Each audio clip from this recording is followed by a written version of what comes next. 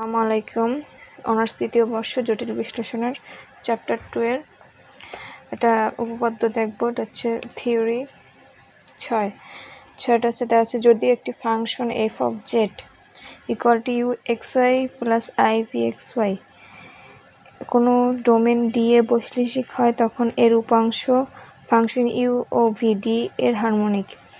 এটা হচ্ছে যদি বর্ণনা এবং প্রমাণ করতে বলে তখন বর্ণনা এটা লিখতে হবে আর প্রমাণ পর দেখিয়ে দিচ্ছে। আর যদি এরকম থাকে যে বৈশ্লেষিক ফাংশনের বাস্তব ও কাল্পনিক অংশ হারমোনিক এরকম দেওয়া থাকে তো ডাইরেক্ট প্রমাণ করে দিলেই হবে।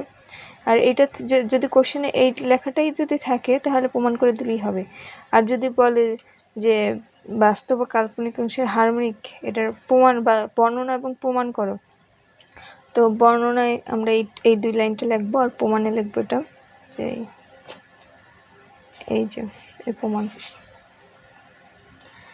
হ্যাঁ, এটা আমরা এখন খাতা দিয়ে দেখিয়ে দিতেছি।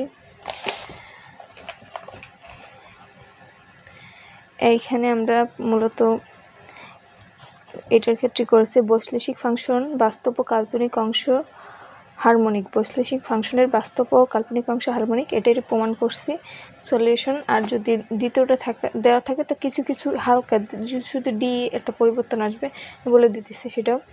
তো আমরা এখন দেখব সলিউশন। একটি বৈশ্লেষিক function f of z is equal to u plus i v এর বাস্তব অংশ u এবং কাল্পনিক অংশ v। এখন এটা তো আমরা জানি জটিল ফাংশনের ক্ষেত্রে বাস্তব অংশ প্রথমটা রিয়েল ইউ এবং পরেরটা আই এর সাথে যেটা থাকে সেটা হলো কাল্পনিক অংশ, এটা ভি দেওয়া আছে। আর এখানে একটি বৈশ্লেষিক ফাংশন ধরা হয়েছে কারণ কোশ্চেনে বলা আছে বৈশ্লেষিক ফাংশনের বাস্তব ও কাল্পনিক অংশ হারমোনিক, এটা প্রমাণ করতে বলছে কোশ্চেনে এতটুকু, অথবা এইটাও দেওয়া থাকতে পারে। তো প্রথমটা দিয়ে দেখাই দিচ্ছি আমি মূলত। তো বৈশ্লেষিক ফাংশনে যেহেতু বলা আছে তো আমরা ধরে নিচ্ছি এফ অফ জেড বৈশ্লেষিক ফাংশন। তারপর দ্বিতীয় লাইনে ইউ ও ভি হারমোনিক হবে যদি ইউ ভি ল্যাপ্লাস সমীকরণ সিদ্ধ করে। যদি এখানে বলা হয়েছে বাস্তব অংশ হারমোনিক, এটা প্রমাণ করতে বলছে। তো আমরা এখানে দেখছি ইউ ভি কাল্পনিক, বাস্তব কাল্পনিক। তো আমরা বলছি যে এটা ল্যাপ্লাস সমীকরণ সিদ্ধ করলে আর এটা হচ্ছে হারমোনিক হবে। হ্যাঁ, তো ল্যাপ্লাস সমীকরণটা হচ্ছে এটা আমরা বোঝানোর জন্য এখানে দিছি যে এটা হচ্ছে ল্যাপ্লাসিয়ান অপারেটর ডেল্টা স্কয়ার। তো delta square U is equal to U এর সাপেক্ষে এক্স এর এবং ওয়াই এর এই অন্তরীকরণ এবং ডেল্টা সমীকরণ। এই এই সমীকরণটা delta square U by delta X square, বা এটাকে মূলত বলা হয় যে delta square del X square U plus delta square del Y square U equal to 0। এটা হচ্ছে ইউ এর ক্ষেত্রে এই সমীকরণটা। আবার ভি এর ক্ষেত্রে আবার শুধু এখানে পরিবর্তন হবে ভি, শুধু এটাকে বলে ল্যাপ্লাসিয়ান সমীকরণ। মানে আমাদের অ্যান্সারের লাস্টে এই সমীকরণটা আসবে তাহলে সিদ্ধ হবে। তো সেটা আমরা বলছি যে এটা হলে হবে সিদ্ধ। তো আমরা এখন কি করব যে আমরা জানি কচি-রিমান সমীকরণ, এই সমীকরণটা থেকে আমরা এইখান থেকে শুরু করে আমরা এই ল্যাপ্লাসিয়ান পর্যন্ত যাব। তো কচি-রিমান সমীকরণের ক্ষেত্রে আমরা এই সূত্রটা আমরা জানি, বইতে আছে delta U by del X. এটাকে মূলত বলা হয় ডেল্টা এক্স ইউ, এভাবে বলা হয়। তো আমি সুবিধার জন্য বললাম delta U by delta X is equal to delta V by delta Y, এবং এটা শুধু মাইনাস আছে ইউ এই জায়গায় এক্সের জায়গায় ওয়াই আর এখানে এক্স। 1 নং সমীকরণ দিলাম। এখন এই 1 নংকে এক্সের সাপেক্ষে অন্তরীকরণ করে পাই, এটা তো সূত্র, এটা আমাদের মুখস্থই আছে, এটা বসাই দেবো। এখন এটাকে করবো কি এক্সের সাপেক্ষে অন্তরীকরণ করব। তো এক্সের সাপেক্ষে যখন অন্তরীকরণ করব তখন হবে কি ডেল এক্স, ডেল্টা এক্স আসবে একটা, কারণ আমরা জানি ডিফারেন্সিয়েশন করে ডিডি এক্স আছে এখানে যেহেতু ডেল্টা। তো ডেল্টা এক্স এই উভয় পক্ষেই নেব, এই পাশে নেব এই পাশে নেব, এই ডেল্টা এক্স, তারপর এই মানটা বসাইলাম ইকুয়াল দিলাম, আবার ডেল্টা এক্স, তারপর এই মানটা বসাইলাম, এবং আবার ডেল্টা এক্স এর ক্ষেত্রে দুই পাশেই। হ্যাঁ, আর এখানেও ডেল্টা এক্স মানগুলো মাঝখানে বসাই দিলাম। তারপর কি হলো যে দেখো ডেল্টা এখানে দুইটা আছে, তার ডেল্টা স্কয়ার ইউ, এই ডেল্টা স্কয়ার ইউ আর ডেল্টা এক্স স্কয়ার। হ্যাঁ, এরকম equal delta square V delta X delta Y, delta square V delta X delta Y, এবং delta square U delta X delta Y equal to, এইটা আবার উল্টাইয়ে দিও না, যেটা সোজাভাবে আছে এক্স এবং এখানে গুণ অবস্থায় আছে, তো অনেকে মনে করো ডেল্টা ওয়াই প্রথমে লিখলো আর দ্বিতীয়তে এখানে লিখলো এটা ডেল্টা এক্স। এটা হবে, কিন্তু আমাকে তো এটা না করাই ভালো, কারণ হচ্ছে প্রথম থেকে এক্সের ক্ষেত্রে প্রথম এক্সের সাপেক্ষে অন্তরীকরণের ক্ষেত্রে প্রথম এক্সটা দেওয়াই বেটার। এটা আমি দেখাইতেছি নেক্সটে, যে তো equal to delta square V del X এর whole square del X square মানে দুটোর উপরে এক্স স্কয়ার আছে, এখানে সামনে মাইনাস। তো আবার 1 নংকে ওয়াই এর সাপেক্ষে অন্তরীকরণ করে পাই।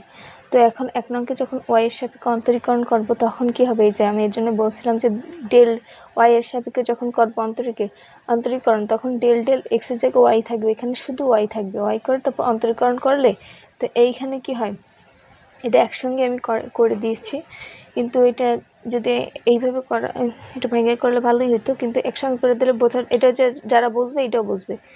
তো 1 নং সাপেক্ষে যখন ওয়াই ডেল ওয়াই, তো ডেল এক্স এর জায়গায় ডেল ওয়াই, তো ওয়াইটা শুধু এক্সট্রা আসবে, তাহলে কি ডেল ওয়াই যদি বসে তা del square U by del Y del X, del square U del এ Y del X equal to del square V del Y square del Y, যেহেতু এক্ষেত্রে তো ওয়াই, তো এখানে এক্স এর পরিবর্তে ওয়াই হবে।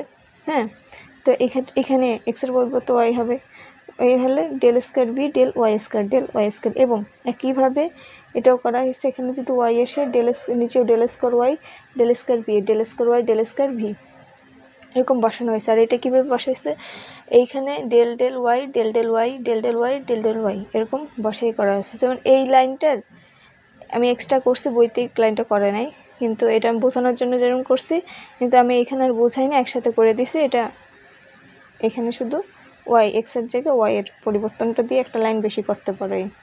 যেহেতু এফ অফ জেড বৈশ্লেষিক, সুতরাং সর্বত্রই অবিচ্ছিন্ন। এটা কেন বলা হয়েছে, কারণ হচ্ছে এখানে তো বলেই দিয়েছে যে বৈশ্লেষিক ফাংশনের ক্ষেত্রে, তো আমরা তো নিছিলাম যে এফ অফ জেড বৈশ্লেষিক, সুতরাং যেহেতু বৈশ্লেষিক ফাংশনের সর্বত্রই অবিচ্ছিন্ন হয়, এটা আমরা জানি। তাহলে পাই এই সমীকরণটা কীভাবে আসছে, এটা আসছে কেলেয়ার্ড এর উপপাদ্য মিশ্র আংশিক অন্তরীকরণের সমতা থেকে আমরা পাই ডেল্টা স্কয়ার ইউ বা delta X delta Y equal to delta square U delta Y delta X. কেন এটা লেখানো হয়েছে, এটা হচ্ছে এটা উপপাদ্য, এটা হচ্ছে এই উপপাদ্যটা এখানে লিখছি আমি। এটা হচ্ছে কেলেয়ার্ড বা সোয়ার্জ এর উপপাদ্য। যদি ইউ এক্স ওয়াই একটি ফাংশন হয় এবং এর দ্বিতীয় ক্রমের মিশ্র আংশিক অন্তরকলনের সমূহ কোনো অঞ্চলে বিদ্যমান ও ধারাবাহিক হয়, তবে মিশ্র আংশিক অন্তরকলনের ক্রম পরিবর্তন করলে তাদের মান অপরিবর্তিত থাকে, অর্থাৎ del square U del X del Y equal to del square U delta Y del X. মানে হচ্ছে এটা যদি দ্বিতীয় ক্রমের মিশ্র অন্তরণ কলনের শুরু কোনো অঞ্চলের বিদ্যমান থাকে, এই দেখো এই ক্ষেত্রে এটা তো বিদ্যমান আছে ডেল্টা এক্স ডেল্টা ওয়াই। এখন এটাকে আমরা কীভাবে, যেহেতু নিচে গুণাকার, আমি সোজাভাবে বলে দিই, এটা বললেও বোঝা যায়, আবার এইভাবে সোজা বলে দিই। এটাকে আমরা কীভাবে লিখতে পারি, যে যেহেতু গুণ অবস্থায় থাকে, আর ডেল্টা ওয়াইয়ের প্রথমে দিয়ে ডেল্টা এক্সের পরে দিলেও কোনো সমস্যা নেই। হ্যাঁ, এর জন্য এটা এই উপপাদ্যটা থেকে এটা পাওয়া হয়েছে, এটা বোঝানোর জন্য দেওয়া হয়েছে। কিন্তু তোমরা পরীক্ষার হলে এই উপপাদ্য আবার লিখতে যাবা না, শুধু এটা বোঝানোর জন্য বলা হয়েছে। এই সময় এটা থেকে আমরা এইটা পাইছি। আর এটা লেখার কারণ হচ্ছে, আরেকটা সোজাভাবে বললে এরকম, যে এই যে 2 এবং 3 নং সমীকরণে আমরা যে পাইছি delta square U delta X square, এটাকে ডেলও বলা যায় ডেল্টাও বলা যায়। হ্যাঁ, X square del square U del X del Y, এইটার নাম এই যে del square U del X del Y, আর এইখানেও দেখো আছে del square U del Y del X. তো এইটা ইকুয়াল টু এটা লেখা যায়। হ্যাঁ, যেহেতু উপপাদ্য থেকে পাইছি আমরা, তার del square U del X del Y equal to del square U del Y delta X. এবং এইখানে আবার দেখো del square V del X del Y del square V del X del Y equal del square V del Y del X. হ্যাঁ, এটা কি, এটা equal to এটাও লিখতে পারি আমরা, তাই এটা লেখা হয়েছে। তো এইখানে দেখো, এখানে মাইনাসটা দেওয়া হয়নি, কারণ আছে দ্বিতীয় লাইনে, এই দ্বিতীয় লাইনটা আমরা দেখি delta square U del X del Y, এখানে delta square U del X del Y, এটার মান আছে minus delta square B del X square. তো এইটি বসানো হয়েছে delta square U delta square V del X square minus এই মানটা বসানো হয়েছে এই। আবার delta square U del Y del X, delta square U del Y del X, এই মানটা বসানো হয়েছে এইটা পাওয়া হয়েছে, এইটা থেকে এই মানটা এখানে বসানো হয়েছে। এবং এইখানে হচ্ছে 2 এবং 3 নং থেকে যে এই মানগুলো আছে না, এই মানগুলো পাইছে, মানগুলো বসানো হয়েছে। আর এই ক্ষেত্রে delta square V del Y del X, delta square V del X del Y del X, এখানে মাইনাসটা প্রথম ছিল কিন্তু আমরা প্রথমে তো দেইনি, কিন্তু দ্বিতীয় লাইনে দেবো, কারণ হচ্ছে এই মাইনাসটা আমরা এই পাশেও লিখতে পারি। তো এই minus del square U del Y square এখানে দেওয়া হয়েছে। এরপর তো পুরো সোজা, কারণ হচ্ছে এই মানটা যখন এই ডান পাশ থেকে বাম পাশে চলে আসবে এতে প্লাস আছে মাইনাস আসবে, আর যেখানে আগের একটা মাইনাস আছে মাইনাস দুটো, তো প্রথমে আমরা মাইনাস আনলাম ইকুয়াল শূন্য দিলাম, আর এখানে মাইনাস আছে এই পাশে আসলে প্লাস হয়ে যাবে। হ্যাঁ, কিন্তু এরপরের লাইনটা আমি দিতেছি যে মাইনাস কমন নিয়ে বা ভাগ করে দিলে তো দুটো প্লাস হয়ে যায়, সেটি এখন দেখাবো। বই থেকে দেখাই। এই যে থেকে আমি দেখতেছি যে এই লাইনটার পর এই যে খাতার যে লাস্ট লাইনটা দেখালাম সেটা আসে এইভাবে, এই equal to 0 del square V del X square plus del square V del Y square equal to 0, তো এবং del square U del X square plus del square U del Y square 0, যা আছে ল্যাপ্লাসের সমীকরণ। অতএব এই দুইটাকে আলাদাভাবে 0 দিলাম, ডেল স্কোয়ার ইউ এইভাবে 0 দিলাম। তো এখানে যেহেতু উভয় উপাংশ ফাংশন ইউ এবং ভি ল্যাপ্লাস সমীকরণ সিদ্ধ করে, দেখো এটা ইউ এবং ভি, আমি প্রথমে বলছিলাম যে এটা হচ্ছে ইউ এর ক্ষেত্রে ল্যাপ্লাস সমীকরণ, তো ভি এর ক্ষেত্রে বলছিলাম যে একই, শুধু ভিটা আসবে। এই দেখো মিলে গেছে এখানে এই 0।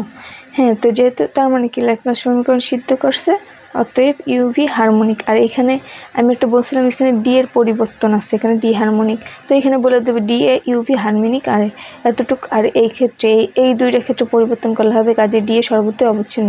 আমি শুধু বলছিলাম যদি এই ক্ষেত্রে যদি ইউ বৈশ্বিক ফাংশন বাস্তব ও কাল্পনিক অংশ হারমোনিক, এই ক্ষেত্রে আমাদের প্রমাণ হয়ে গেছে। যদি নিচেরটা বলা হয়, নিচের এই কোশ্চেনটা থাকে ডি হারমোনিক ডি এফ বৈশ্লেষিক, তাহলে শুধু লিখবা যে এইখানে বইয়ের মতো করে একটু লিখতে হবে, যেহেতু ডি এ এফ বৈশ্লেষিক এতটুকু লিখতে হবে এইখানে প্রথমে। আর এইখানে হচ্ছে এখানে ইউভি ডি হারমোনিক, এখানে একটা ডি হারমোনিক লিখতে হবে, ডি হারমোনিক। আর লাস্টে শুধু এখানে সুতরাং ডি সর্বত্রই অবিচ্ছিন্ন, সুতরাং এখানে ডি একটা আসবে, এই 3 জায়গায় শুধু ডি আসবে, আর কোনো পরিবর্তন নেই। সচরাচর এটা দেয় না, এর জন্য এটা লাস্টে বললাম। কিন্তু প্রথমে মূলত দেবেই সবচেয়ে গুরুত্বপূর্ণ হচ্ছে বৈশ্লেষিক ফাংশনের বাস্তব ও কাল্পনিক অংশ হারমোনিক, এটা। হ্যাঁ, থ্যাংক ইউ।